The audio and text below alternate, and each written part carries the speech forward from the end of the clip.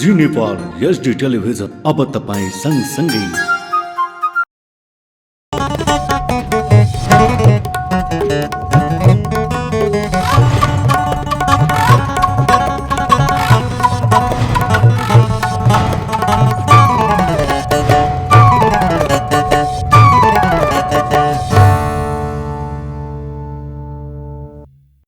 नमस्कार, जी नेपाल न्युजमा यहाँलाई स्वागत छ।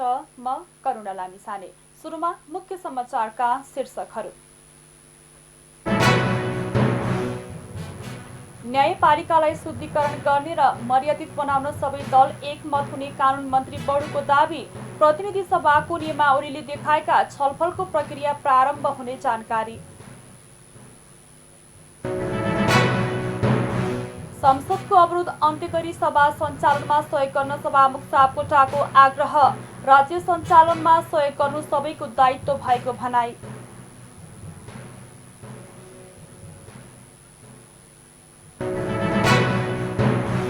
चैत्र 7 गते भित्र सार्वजनिक सवारीको भाडा वृद्धि गर्न सरकारलाई अल्टिमेटम। वैज्ञानिक भाडा समायोजन गर्न नेपाल यातायात व्यवसायी महासङ्घको माग।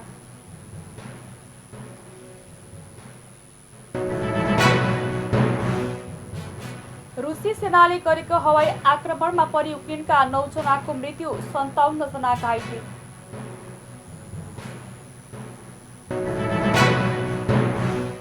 र विभिन्न क्षेत्रका प्रतिभावान युवाहरूलाई खेलकुद मन्त्रालयको राष्ट्रिय युवा प्रतिभा पुरस्कारद्वारा सम्मान।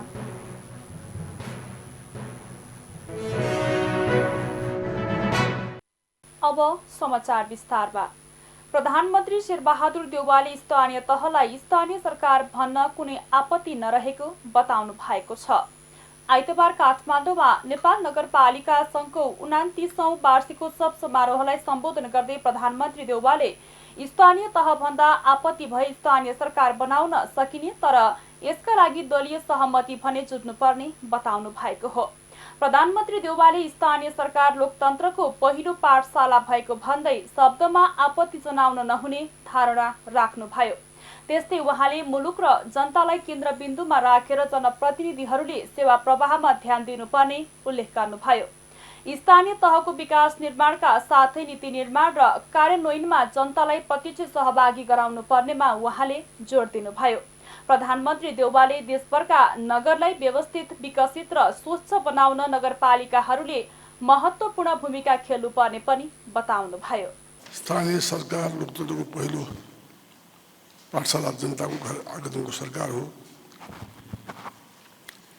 मुलुकमा 3 तहको संघीय शासन प्रणाली लागू भइसके संविधानले स्थानीय तहलाई विकास निर्माण तथा सेवा प्रवाहको क्षेत्रमा विभिन्न महत्त्वपूर्ण अधिकार र जिम्मेदारी प्रदान गरेको छ। नागरिकको नजिकको सरकार भएकोले स्थानीय तहको भूमिका संवेदनशील र जवाबदेहीपूर्ण हुनुपर्दछ। स्थानीय सरकारले नै सरकारको प्रतिनिधि समग्र धारणा निर्माण गर्ने भएकोले नगरपालिकाहरूले जनताको मन जित्ने गरी काम गर्न आवश्यक छ। जनताको काम छिटो सजिलो ढङ्गले बिना झन्झट उत्पन्न हुने कुरालाई समाधान गरी आम नागरिकको सुशासन प्रत्याभूति गराउन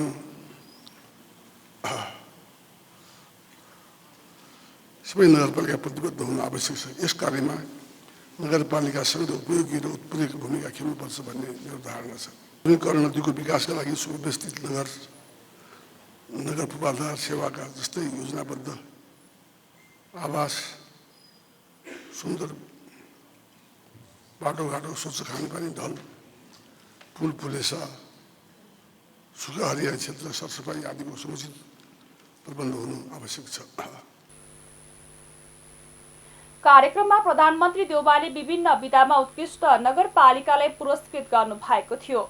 नगरपालिका सङ्घले गरेको मूल्याङ्कनबाट संस्थागत विकासतर्फ उत्कृष्ट काम गरेकोमा स्याङ्जाको वालिङ नगरपालिका र पुतली बजार नगरपालिका पुरस्कृत भएका छन्।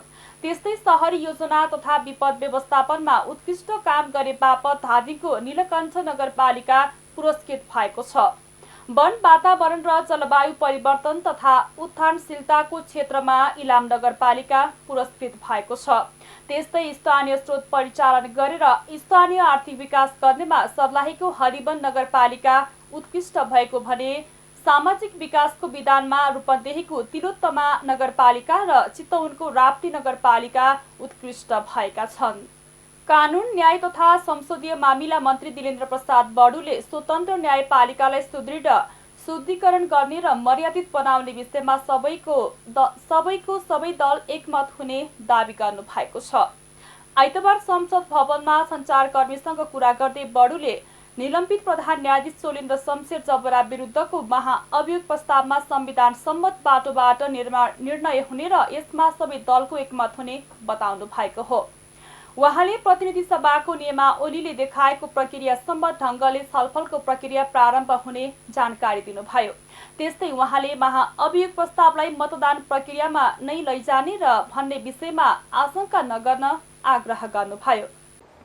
प्रधान न्यायाधीश चोलेन्द्र शमशेर जबराजीको आचरणहरू कामहरूलाई लिएर न्यायपालिकाको शुद्धिकरण र न्यायपालिकाको सुदृढीकरणका विषयहरूलाई लिएर लामो समयसम्म गतिरोध रह्यो र आखिर उहाँहरूको आन्तरिक विषय स्वतन्त्र न्यायपालिकाभित्र यसको समाधान होस् भनेर हामीले पनि प्रतीक्षा गऱ्यौँ, प्रयत्न गऱ्यौँ, तर त्यो समाधान भएको देखिएन। तपाईहरुलाई सबैलाई थाहा छ, सार्वजनिक विषय नै हो र त्यसको अन्तिम उपाय अब संसदमै यसको छलफल हुनुपर्छ र संसदबाट नै यसको महाभियोगको मार्फत निराकरण हुन्छ। यो संविधान सम्बद्ध बाटो हो। संविधानमै व्यवस्था भएको बाटोबाट संविधान सम्बद्ध निकासको प्रयत्न सुरु भएको छ र आज यो संसदमा विधिवत अब दर्ता केही दिन अगाडि भएको थियो र संसदमा छलफलका निमित्त प्रस्तुत भइसकेका छ। त्यस्तै एमाले संसदीय दलका उपनेता सुभाष नेङमङले महाअभियोगको प्रस्तावमाथि एमाले भाग लिने र उचित निर्णय गर्ने बताउनु भयो। आफूहरूले सदन अवरुद्ध गरिरहेको अवस्थामा महाअभियोगमा विषयमा समितिमा हुने छलफलमा यसले कुनै असर नपर्ने उहाँको भनाइ छ। हामीले समितिमा हाम्रा साथीहरूको नाम पनि दिएका छौँ। समितिले पूर्णता प्राप्त गरेको छ। अब महाभियोग सम्बन्धी विषय संसदबाट निर्णय भएर सायद चैत्र 2 गते समितिमा पुग्ला अनि चैत्र 2 गते पश्चात समितिले काम पनि सुरु गर्ला। प्रक्रियामा चाहिँ तपाईहरुले भाग लिनुहुने हो। अब अनि समितिमा नाम दिएपछि त समितिको काममा त भाग लिने कुरामा त विवादै भएन। समितिको काम गर्नको लागि अवरोध खोलाउनु पर्दैन, समितिले काम गर्छ। त्यसको लागि त तपाईहरुसँग समय छ, किन यति हतार गर्नुभएको? चैत्र 2 गतेबाट समितिमा काम जाला, समितिले काम सुरु गर्छ। जहाँसम्म हाम्रो अवरोधको कुरा छ त्यो अवरोधको सन्दर्भमा पनि हामी निरन्तर छलफल गरिरहेका छौँ र यसबारेमा पनि हामी टुङ्गोमा पुग्छौँ। त्यस्तै नेकपा एकीकृत समाजवादीका सम्मानित नेता छलनाथ खनालले एकमतले महाअभियोगको प्रस्ताव पारित हुने र यसमा एमालेको पनि सहयोग हुने बताउनु भयो। महाभियोग पारित हुन्छ किनभने महाभियोग जुन ढङ्गले लगाइएको छ, जे कारणहरू अगाडि सारिएको छ, ती कारणहरूको कारणले मात्रै पनि यो पास हुन्छ। त्यसको विपक्षमा कोही उभिन्छ भन्ने मलाई लाग्दैन। एमालेको समेत सहयोगले नै यो प्रस्तुत भइसकेको छ। त्यसो हुनाले एमाले अब त्यो असहयोग गर्ने भनेको त उहाँहरूको आफ्नो आन्दोलन जारी राख्ने होला, तर संसदले निर्णय गर्न त पछि पर्दैन नि। अहिले भर्खरै देव गुरुङले चाहिँ त्यो प्रस्ताव राख्दै हुनुहुन्छ, त्यो अगाडि बढिसक्यो। प्रधान न्यायाधीश चोलेन्द्र शमशेर जबरा विरुद्धको महाअभियोगमाथि सदनको अर्को बैठकमा छलफल हुने तय भएको छ। सभामुख अग्निप्रसाद सापकोटाले संसदको अवरोध अन्त्य गरी सभा सञ्चालनमा सहयोग गर्न अनुरोध गर्नु भएको छ। प्रतिनिधि सभाको आइतबारको बैठकमा सभामुख सापकोटाले संसद अवरोधका कारण विधि निर्माण प्रक्रिया प्रभावित भएकोमा जनता र राष्ट्रका समस्यामा छलफल नभएको भन्दै सभा सञ्चालनमा सहयोग गर्न अनुरोध गर्नु भएको हो। सभामा विचाराधीन रहेका 42 विधेयकहरूलाई नियमानुसार पारित गर्ने, आम नागरिकका दैनिक समस्याहरू जनप्रतिनिधिले सरकारलाई सुनाउने, समाधानको प्रयत्न गर्ने, सरकारलाई संसदप्रति उत्तरदायी बनाउने, कानुन निर्माण एवं निगरानी गर्ने कार्यहरू समेत अवरोधका कारण प्रभावित हुन पुगेको उहाँले बताउनुभयो। उहाँले विचाराधीन विधेयकहरूलाई नियमानुसार पारित गरी राज्य सञ्चालनमा सहयोग गर्नु सबैको दायित्व भएको बताउनुभयो। आम नागरिकका दैनिक समस्याहरू जनप्रतिनिधिले सरकारलाई सुनाउने, समाधानको प्रयत्न गर्ने, सरकारलाई संसदप्रति उत्तरदायी बनाउने, कानुन निर्माण एवं निगरानी गर्ने कार्यहरू समेत अवरोधका कारण प्रभावित हुन पुगेको छ। विचाराधीन विधेयकहरूलाई नियमानुसार पारित गरी राज्य सञ्चालनमा सहयोग गर्नु हामी सबैको दायित्व हो। संसद अवरोधका कारण विधि निर्माण प्रक्रिया प्रभावित भएकोमा, जनता र राष्ट्रका समस्या छलफल गर्न नपाएकोमा मान्य सदस्यहरूले मलाई पटक पटक ध्यान आकर्षण गर्नुभएको छ। आफ्ना माग पूरा नभएको भन्दै एमाले निरन्तर रूपमा सदन अवरुद्ध गर्दै आएको छ। त्यसअघि बैठकमा नेकपा एमालेका सांसद भीम रावलले दार्चुलाको बंगा बगरमा भारतले एकपक्षीय रूपमा डोजर चलाएको र सरकारको तर्फबाट कुनै किसिमको पहल कदमी नचलाएको बताउनुभयो। उहाँले भारतले सीमा मिच्दा समेत सरकार मौन बसेको भन्दै आपत्ति जनाउनुभयो। हाम्रो सुदूरपश्चिम प्रदेश दार्चुला जिल्लाको बंगा बगरमा केही दिन अगाडि भारतीय पक्षबाट अन्तर्राष्ट्रिय कानुन, दुई देशको छिमेकीको असल सम्बन्धको मान्यता विपरीत एकतर्फी किसिमले त्यहाँ तटबन्ध निर्माण गर्ने कामहरू भइरहेको छ। त्यहाँका स्थानीय जनता, दार्चुलाका देशभक्त जनताले त्यो काम बन्द हुनुपर्छ भनेर बारम्बार आवाज उठाउँदा पनि तत्सम्बन्धमा नेपाल सरकारको तर्फबाट कुनै पनि पाइला चालिएको देखिएन। त्यस्तै नेमकिपाका सांसद प्रेम सुवालले पनि भारतीय पक्षको निन्दा गर्दै तटबन्ध निर्माण तत्काल रोक्न माग गर्नुभयो। बैठकमा सार्वजनिक लेखा समितिका सभापति भरत कुमार शाहले समितिको वार्षिक प्रतिवेदन पेश गर्नु भएको थियो। प्रतिनिधि सभामा चैत्र 2 गते प्रधान न्यायाधीश चोलिन्द्र शमशेर जबरा विरुद्धको महाअभियोग प्रस्तावमाथि छलफल हुने भएको छ। आइतबार बसेको बैठकमा सभामुख अग्निप्रसाद सापकोटाले आगामी चैत्र 2 गते बस्ने बैठकमा महाअभियोग प्रस्तावमाथि छलफल हुने जानकारी गराउनु भएको हो। त्यसअघि आइतबारको बैठकमा एमालेको अवरोधका बीच माओवादी केन्द्रका प्रमुख सचेतक देव गुरुङले जबरा विरुद्धको महाअभियोग प्रस्ताव पेश गर्नु भएको थियो। उहाँले प्रधान न्यायाधीश जबराले स्वतन्त्र न्यायपालिकाको सिद्धान्त विपरीत काम गर्न खोजेकाले महाअभियोग प्रस्ताव ल्याउनु परेको बताउनुभयो। प्रधान न्यायाधीश जबराकै कारण न्यायालयमा भ्रष्टाचार, विकृति र विसङ्गति देखा परेको उहाँले बताउनुभयो। उहाँले प्रधान न्यायाधीश जबराले संविधानले दिएको क्षेत्राधिकारलाई पूरा गर्न नसकेको आरोप पनि लगाउनुभयो। न्याय क्षेत्रलाई क्रियाशील र चलायमान गराउने अन्तिम विकल्पको रूपमा महाअभियोग ल्याएको दावी पनि गर्नुभयो।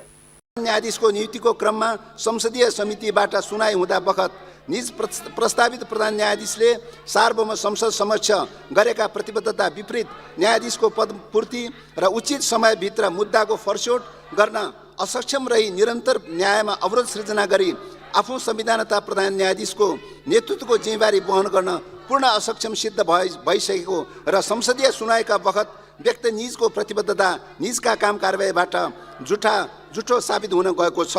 12 संवैधानिक परिषदको पदेन सदस्यको रूपमा कार्यपालिकासँग हिस्सेदारी माग गरी संवैधानिक आयोग तथा अन्य आयोगहरूमा आधार, कारण र मापदण्ड समेत निर्धारण गरी आफ्ना परिवारका सदस्य तथा निकटका व्यक्तिहरूलाई प्रधान न्यायाधीश राणाले नियुक्तिको सिफारिस गरेको कुरा सार्वजनिक भइसकेकोले पनि त्यस्तो सम्मानित पदमा आसीन व्यक्तिले प्रधान न्यायाधीशको पदको घोर अपमान एवं दुरुपयोग हुने गरेको पुष्टि भएको छ।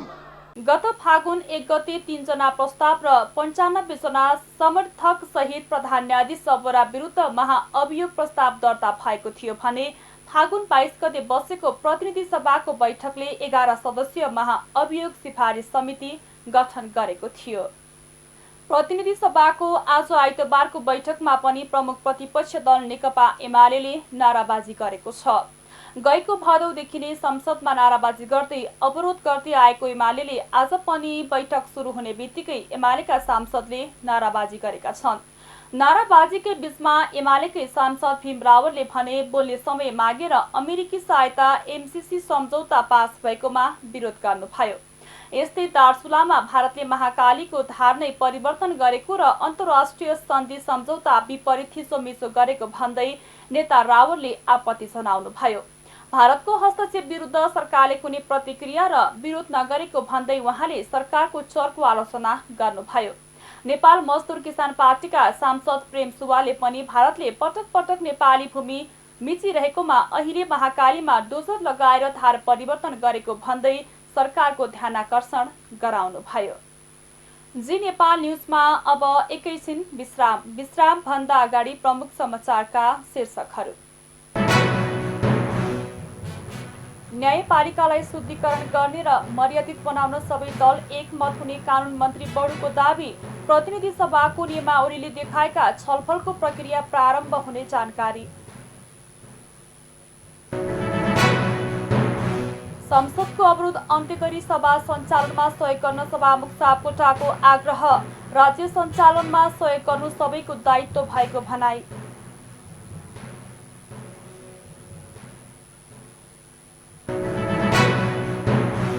चैत्र 7 गते भित्र सार्वजनिक सवारीको भाडा वृद्धि गर्न सरकारलाई अल्टिमेटम।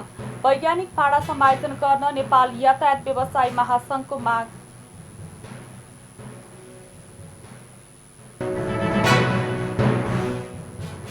रुसी सेनाले गरेको हवाई आक्रमणमा परि युक्रेनका 9 जनाको मृत्यु, 57 जना घाइते।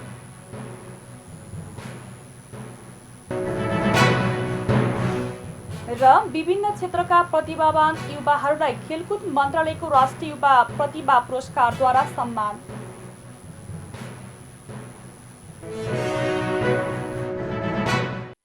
विश्राम पश्चात अब बाँकी समाचार। जनता समाजवादी पार्टी जसपाको केन्द्रीय समिति बैठक आइतबारबाट काठमाडौँमा सुरु भएको छ। बैठकमा स्थानीय तह निर्वाचन निर्देशिका साथै विभिन्न प्रतिवेदन पेश भएको छ। पार्टीका प्रचार विभाग प्रमुख डम्बर खतिवड़ाले पार्टीको निर्वाचन निर्देशिका पार्टीको आन्तरिक संगठनात्मक जीवनसँग सम्बन्धित प्रस्ताव र देशको राजनीतिक समसामयिक परिस्थितिबारे छलफलमा केन्द्रित रहेको बताउनुभयो। आसन्न स्थानीय निर्वाचनमा पार्टीको सहभागितामा बैठकमा विस्तृत रूपमा छलफल हुने उहाँले जानकारी दिनुभयो। राजनीतिक प्रतिवेदनले पार्टीलाई सामान्य राजनीतिक कार्यदिशाबारे मार्गदर्शन गर्दछ भने आजको बैठकमा हामी केही स्पेसिफिक एजेन्डाहरूमा आधारित भएर छलफल गर्नेछौँ। यो बैठक भोलिसम्म चल्नेछ र यसका मुख्य 4वटा एजेन्डाहरू छन्। पहिलो एजेन्डा भनेको आसन्न स्थानीय निर्वाचनमा पार्टीले कसरी सहभागिता जनाउने भन्ने बारे एउटा स्थानीय निर्वाचन निर्देशिका अहिले हलमा प्रस्तुत भइरहेछ र नवराज सुवेदीले त्यो प्रस्तुत गरिरहनु भएको छ। यसलाई हामी छलफल गरी पारित गर्नेछौँ। दोस्रो एजेन्डा भनेको हाम्रो पार्टीको आन्तरिक सङ्गठनात्मक जीवनसँग सम्बन्धित केही सङ्गठनात्मक प्रस्तावहरू हुनेछन् र तेस्रो भनेको चाहिँ देशको समसामयिक राजनीतिक परिस्थितिबारे हामी एउटा प्रस्ताव पारित गर्नेछौँ। बैठक सोमबारसम्म चल्ने जसपाले जनाएको छ। 2076 सालको लिखित परीक्षामा उत्तीर्ण नायब सुब्बाका उम्मेद्वारहरूले अन्तर्वार्ता आह्वान गर्न माग गर्दै लोकसेवा कार्यालयको केन्द्रीय कार्यालयमा धरना दिएका छन्। गत भदौमा लिखित परीक्षाको नतिजा प्रकाशित भइसक्दा पनि अन्तर्वार्ता अनिश्चित भएको भन्दै उनीहरूले आइतबार धरना दिएका हुन्। उम्मेद्वारहरूले लोकसेवाको उदासीनताका कारण आफूहरूको भविष्य अन्यलमा परेको बताएका छन्। यसअघि अदालतमा मुद्दा परेपछि गत भदौदेखि नासोको अन्तर्वार्ता रोकिएको थियो। रोकिएका अन्तर्वार्ता र परीक्षाहरू यथाशीघ्र सञ्चालन गर्न आदेश आइसके पनि आयोगले काम अघि नबढाएको उम्मेद्वार पदमा खत्रीले बताउनुभयो। अहिले हाम्रो परीक्षा अलिक ढिला सञ्चालन भयो। साउन 78 सालमा चाहिँ हाम्रो रिजल्ट प्रकाशित भयो लिखित परीक्षाको र भाद्र 20 गतिसम्म हामीले कति साथीहरूका अन्तर्वार्ता कार्यतालिका थियो। साथीहरू अन्तर्वार्तामा दिँदै हुनुहुन्थ्यो। भाद्र 20 गते समायोजन सम्बन्धी मुद्दा सर्वोच्च अदालतमा मुद्दा परिसके पश्चात 20 गतेभन्दा पछाडिको अन्तर्वार्ता सबै रोकिएको छ। तत्पश्चात सर्वोच्च अदालतले माघ 12 गते पुनः इजलासबाट एउटा निर्णय दिइसकेको छ कि समायोजन सम्बन्धी सम्पूर्ण मुद्दाहरू एउटै यसमा राखेर खारेज गरिसकेको भनेर निर्णय दिइसक्दाखेरि शाखा अधिकृत साथीहरूको चाहिँ नतिजा अन्तिम नतिजा प्रकाशित भयो। आयोगका प्रवक्ता तोय नारायण सुवेदीले सर्वोच्चको आदेशका कारणहरू परीक्षाहरू रोकिएको जानकारी दिनुभयो।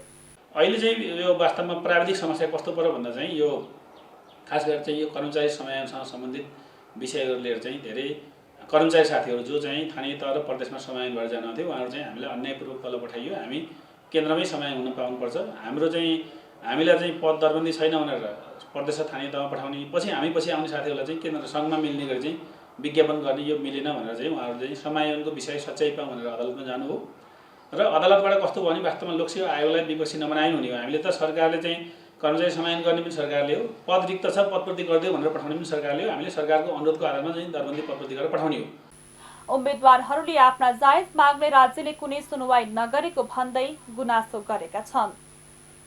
नेपाल यातायात व्यवसायी राष्ट्रिय महासंघले चैत्र 7 गतेभित्र सार्वजनिक सवारीको भाडा वृद्धि गर्न सरकारलाई अल्टिमेटम दिएको छ।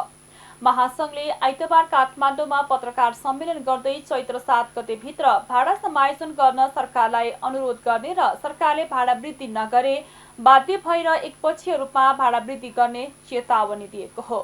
महासंघले सार्वजनिक बसमा 9%, ट्रकमा 11देखि 13% र पेट्रोलबाट चल्ने सवारी साधनमा 8.5% भाडा वृद्धि गर्नुपर्ने माग राखेको छ।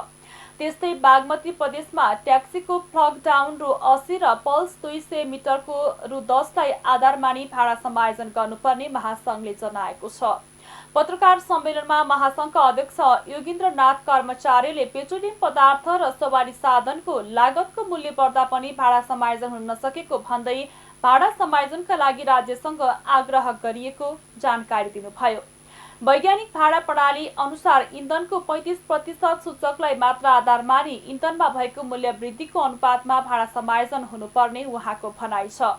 चैत्र 7 गतेभित्र माग पूरा नभए बाध्य भएर भाडा समायोजन गर्ने उहाँको भनाइ छ। मन्त्रीज्यूलाई धेरै पटक गरिसकेका छौँ, विवाद पनि गरिसकेका छौँ।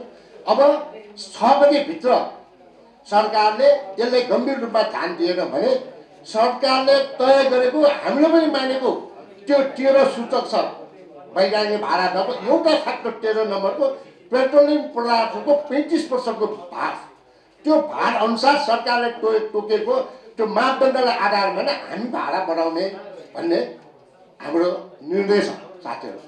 त्यसैले तपाईँ मिडियाका साथीहरूलाई पनि मेरो आग्रह, सकेसम्म हामी सरकारले तोकेकोलाई यसलाई सरकारबाटै त्यो यो चाहिँ वैज्ञानिक कार्यान्वयन होस् भन्ने कुरा। महासंघले सरकारबाट 2078 असार 27 गते समायोजन भएको भाडा दर पर्यटक सवारीको हकमा समायोजन नभएकाले वैज्ञानिक भाडा समायोजन गर्न पनि माग गरेको छ। नेपालमा थप 65 जनामा कोरोना संक्रमण पुष्टि भएको छ। देशभर गरेको 6306 पीसीआर परीक्षणका क्रममा 59 जना र 1641 एन्टिजेन परीक्षणका क्रममा 6 जनामा कोरोना संक्रमण पुष्टि भएको हो। त्यस्तै आइतबार पनि कोरोनाका कारण कसैको मृत्यु नभएको मन्त्रालयले जनाएको छ। त्यस्तै थप 191 संक्रमित निको भएका छन्। हाल नेपालमा 4917 सक्रिय संक्रमित आइसोलेसनमा रहेको मन्त्रालयले जनाएको छ। अब अन्तर्राष्ट्रिय समाचार। नाइजेरियाको दक्षिण पश्चिम शहरमा बस र ट्रक ठोकिँदा 12 यात्रुको मृत्यु भएको प्रहरीले जनाएको छ। देशको दक्षिणी भागमा रहेको क्वारा र ओयो राज्यहरूलाई जोड्ने इलोरिन ओग्बो मोसो सडकको छेउमा रहेको ओटे टाउन नजिकै बस र ट्रक ठोकिँदा सवारी साधनमा भएको आगलागीमा परि अन्य 6 घाइते भएका बताइएको छ। घटनामा 18 जनाको संलग्नता रहेको बताइएको छ। घाइते र शवलाई इलोरिनको सरकारी अस्पतालमा लगिएको छ। अधिकारीहरूले सवारी चालकहरूलाई सडक सुरक्षा नियमहरू पालना गर्न सल्लाह दिएका छन्। घातक सडक दुर्घटनाहरू नाइजेरियामा प्राय भएको पाइन्छ। प्राय ओभरलोडिङ, खराब सडक अवस्था र लापरवाह ड्राइभिङको कारणले गर्दा दुर्घटना हुने गरेको समाचारमा जनाइएको छ। भारतको एक क्षेप्यास्त्र गत बुधबार पाकिस्तानको चन्नु मिया सहर नजिक खसेको छ। भारत सीमाबाट 124 किलोमिटर भित्र उक्त क्षेप्यास्त्र प्राविधिक गडबडीका कारण पसेको भारतको दाबी छ। पाकिस्तानले चाहिँ सुपरसोनिक वा आवाजको गतिभन्दा छिटो उड्ने क्षेप्यास्त्र भारतले प्रहार गरेको बताएको छ। पाकिस्तानी सेनाका प्रवक्ता मेजर जनरल बाबर इफ्तिखारले द्रुत गतिमा आएको वस्तु चन्नु मिया नजिक खसेको बताएका छन्। यो वस्तु 40,000 फिटको उचाइ तथा म्याक 3 गतिमा पाकिस्तानी हवाई क्षेत्रभित्र 124 किलोमिटर भित्र उडेर क्र्यास भएको थियो। यसले पाकिस्तानी हवाई क्षेत्रमा राष्ट्रिय तथा अन्तर्राष्ट्रिय यात्रुवाहक विमानको उडानलाई तथा जमिनमा रहेका मानिस र धन सम्पत्तिलाई पनि सङ्कटमा पारेको इफ्तिखारले बताएका छन्। भारत र पाकिस्तानले ब्यालिस्टिक क्षेप्यास्त्रको परीक्षणको सूचना एक अर्कालाई दिनका लागि सन् 2005 मा सम्झौता गरेका थिए। युक्रेनको एलभिभ शहरमा रुसी पक्षले गरेको आक्रमणमा परि युक्रेनी पक्षका 9 जनाको मृत्यु भएको छ। रुसी सेनाले गरेको हवाई आक्रमणमा परि अरू 57 जना घाइते भएको पनि स्थानीय सरकारी अधिकारीहरूले जानकारी दिएका छन्।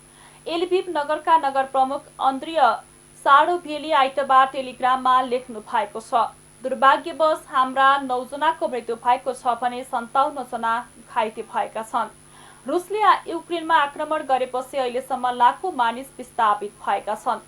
युक्रेनी नागरिकहरूले रुसी घेराबन्दीमा परेका शहरहरूबाट सुरक्षित ठाउँमा जाने प्रयास जारी राखेका छन्। ठूलो आक्रमणमा परेका स्थानबाट सर्वसाधारणलाई निकाल्ने प्रयास पनि भइरहेको अधिकारीहरूले जनाएका छन्। विशेष गरेर दक्षिणी बन्दरगाह शहर मारिउपोल रुसी सीमासँग नजिकै रहेका सुमी तथा कियव बाहिर रहेका नगर र गाउँहरू बढी प्रभावित भएका हुन्। अब खेल समाचार।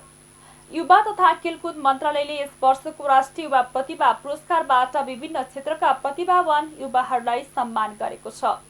मन्त्रालयमा आइतबार आयोजित कार्यक्रममा राष्ट्रिय युवा प्रतिभा सम्मान तथा युवा पत्रकारिता पुरस्कार वितरण गरेको हो। यस वर्ष राष्ट्रिय युवा प्रतिभा सम्मानबाट पुरस्कृत हुनेमा उद्यमशीलतातर्फ सुर्खेतका हिमकुमारी उपाध्याय, समाजसेवातर्फ गोर्खाका धीरज कुमार उपरकोटे, कीर्तिमानतर्फ कालीकोटका मङ्गल बहादुर विष्ट, कृषितर्फ चितवनका सन्तोष बोडे रहेका छन्। त्यस्तै पशुपालनतर्फ कुशल चन्द्र अधिकारी, युवा सशक्तिकरणतर्फ लमजुङका कुसुम केसी, कृषितर्फ सुमित्रा घिमिरे, समाजसेवातर्फ राजन गौतम, स्वयंसेवकतर्फ राजकुमारी पौडेल, अनुसन्धानतर्फ राजा राम गुरुङ, समाजसेवातर्फ अशोक शर्मा भट्ट र विज्ञान प्रविधितर्फ खिमप्रसाद पन्थीले राष्ट्रिय युवा प्रतिभा पुरस्कार प्राप्त गरेका छन्। मन्त्रालयले युवा पत्रकारिता पुरस्कार सञ्चारिका समूहका बसन्ती बास्तोला, सुदूर आवाज.com बाट पूर्णबहादुर खड्का, खबरकुञ्ज.com बाट सीताराम ओझा र नेपाल प्रेस.com बाट केशव बहादुर भुललाई प्रदान गरेको छ।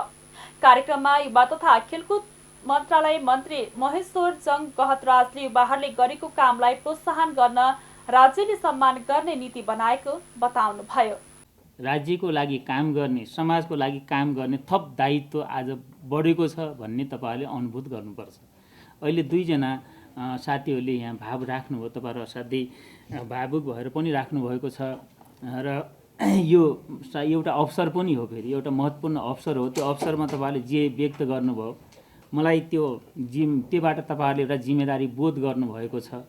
राज्यले गरेको, सरकारले गरेको, मन्त्रालयले गरेको यो सम्मानलाई तपाईँहरूले असाध्यै भावी हाम्रो जीवन हामी यो सम्मान र पुरस्कारलाई बरकरार राखेर अरूलाई पनि प्रेरणा दिन सकौँ। अरू युवाहरू जो मैले भने अगाडिका निराश भएका युवाहरू, जो केही गरौँ भन्न चाहने युवाहरू पनि र अरू सक्सेस भएका युवाहरू पनि, तिनलाई केही प्रेरणा तपाईँहरूबाट थप पैदा हुनुपर्छ।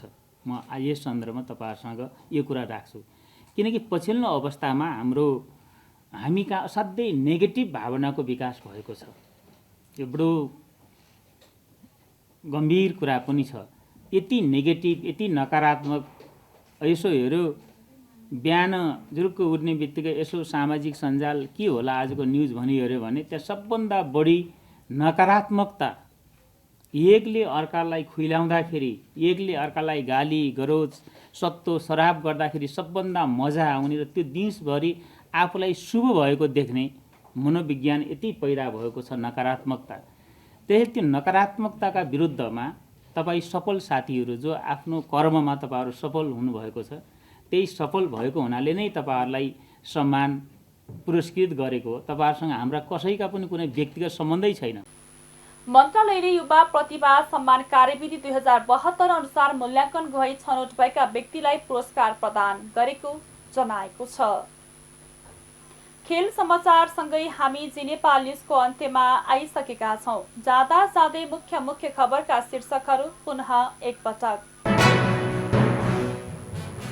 न्यायपालिकालाई शुद्धिकरण गर्ने र मर्यादित बनाउन सबै दल एकमत हुने कानुन मन्त्री बडुको दावी। प्रतिनिधि सभाको नियमावलीले देखाएका छलफलको प्रक्रिया प्रारम्भ हुने जानकारी।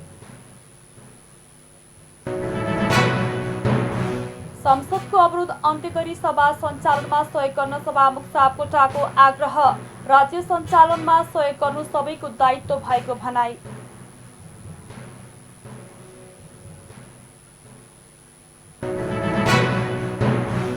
चैत्र 7 गते भित्र सार्वजनिक सवारीको भाडा वृद्धि गर्न सरकारलाई अल्टिमेटम। वैज्ञानिक भाडा समायोजन गर्न नेपाल यातायात व्यवसायी महासङ्घको माग।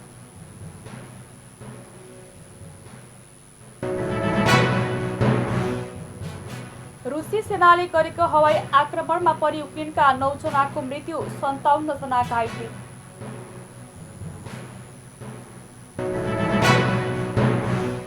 र विभिन्न क्षेत्रका प्रतिभावान युवाहरूलाई खेलकुद मन्त्रालयको राष्ट्रिय युवा प्रतिभा पुरस्कारद्वारा सम्मान।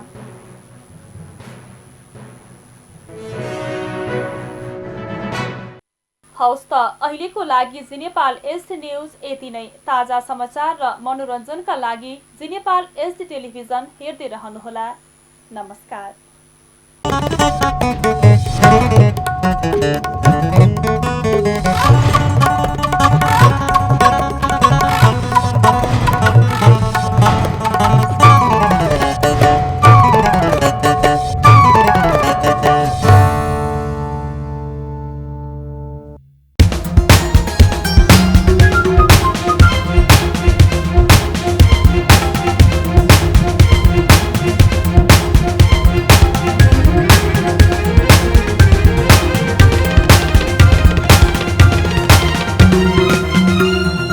जी नेपाल एसडी टेलिभिजन अब तपाईँ